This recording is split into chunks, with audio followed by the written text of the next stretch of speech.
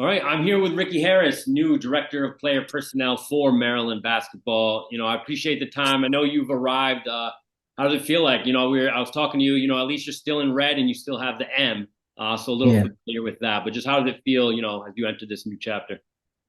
it feels good. It feels really good to be back home, close to family, at a school that you know, that was once a dream school of mine as a young kid growing up in Baltimore.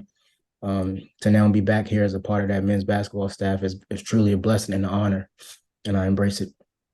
Definitely, and obviously, home, like you said, a school that you grew up, wanted to be a part of, as a player. Just with Coach Willard, what he's been able to do in his short time, what excites you most about this opportunity to join the coaching staff? I know Coach David Cox too, one of the best assistants in the game as well. But just being a part of that staff in this newer chapter of Maryland basketball.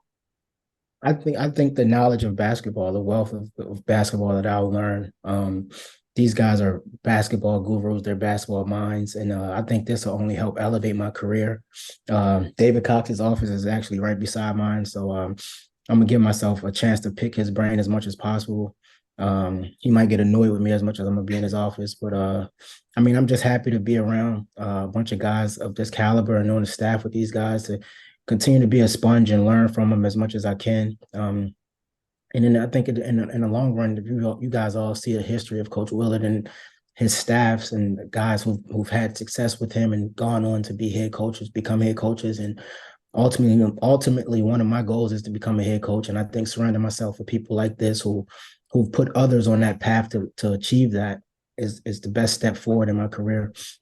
Definitely. And you look at your coaching career, obviously, you come in from UMass. I think as a player and a coach, it's different. To have different head coaches, you're brought in from Coach McCall, if I'm not mistaken. You had the opportunity to kind of learn under Coach Martin. I feel like, as you said, being a sponge, learning those experiences, how much has UMass helped you? Obviously, you're a UMass great, but as from a coaching perspective, helped you for this next opportunity. Oh man, I think UMass has helped me a ton. Like you said, I started off my career with Matt McCall, um, and I was able to get into this business by him allowing me the opportunity. So I'm grateful for that. I think Matt is one of the best guys at X's and O's and drawing up plays on a board that I've seen in my playing days and so far in my coaching career. I haven't seen Coach Willard yet, but I think he's one of the best that I've seen with that. And Coach Martin is just one of those guys who's just a completely loyal dude. And that's something that I pride myself on: loyalty, honesty, family, and that's one of his main messages that he preaches. And Frank is just also a no tolerance kind of guy. You're going to respect him. You're going to do what's asked, but at the same time, when with that, he's giving you that same respect in return. So I've learned that, and then obviously coming here now to my third head coach and Coach Willard.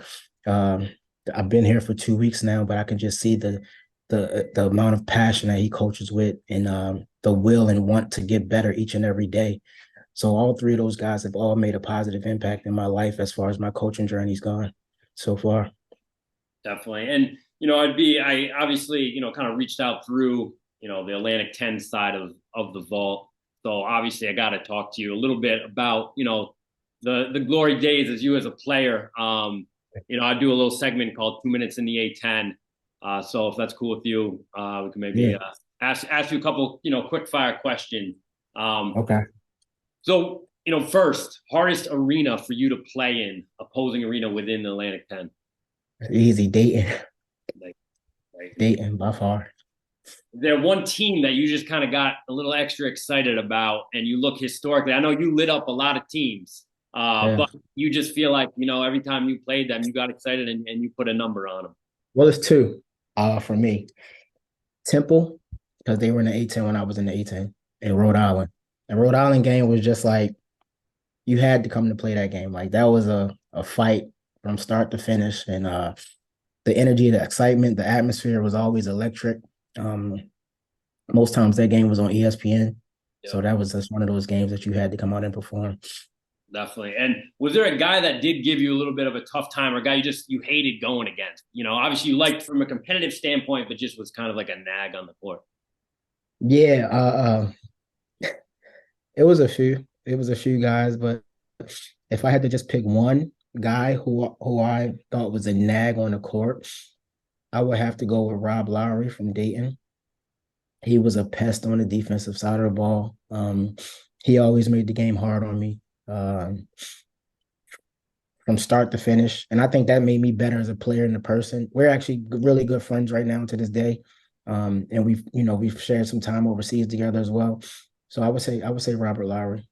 Nice. And then, last one, you had mentioned it. Obviously, Rhode Island UMass games were big ones, but how exciting? Not exciting is not a good word, but just how often do you go back at all to that shot? Obviously, you finished your regular season, your senior night, hitting that game winner against Rhode Island, but just kind of that moment, living that. Tied. The ball is in Ricky's hands with 5 seconds left, and he delivers. The senior puts UMass up 2. Last chance for Rhode Island. That moment was big for me because I honestly, I always envisioned myself making a big time shot in a big time moment, and that I think that was a good way for me to go out. My last game at UMass at the Mullen Center, hitting that game winner, because I think right before that, Delroy James might have hit a three, or someone might have got fouled to put Rhode Island back on top. And I looked at the ref and I said, please don't do this to me on my last senior night. Yeah. And then, like, literally the next play down, I came off of like a triple stagger, got into the lane past Lamont Omer, who's a really good defender also, and was able to get a float off in the lane, and it went in. So that moment, I relive it every once in a while. I have a son now, so I'm gonna definitely be in the YouTube archive showing him some film on my glory days, and that's something that I'm excited about. No, definitely. Well, I'll throw in some of those highlights. That's I talked to some of these. I'm older, so the '90s, early 2000s, that was my jam, especially Atlantic. That was the good years. Good Atlantic 10 basketball. That was those times. These new players, they have all these coaches. I was talking to someone the other day. Just committed to Seton Hall. We're talking about Coach Shaw. I was like, "Have you seen the tape?" He said, "I saw a little." I was surprised. I'm like, "These guys need to see. We need to bring back the tapes because they have no idea." They forgot, bro. They forgot. They need to definitely tighten up on their history. But anyway, well, you were a bucket. I'll throw the old highlights in it. Not too old, but listen, I appreciate the time. Good luck on this next venture.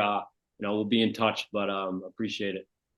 Nate, I thank you for having me, man. This is a blessing, and I'm truly humbled by it. Thank you.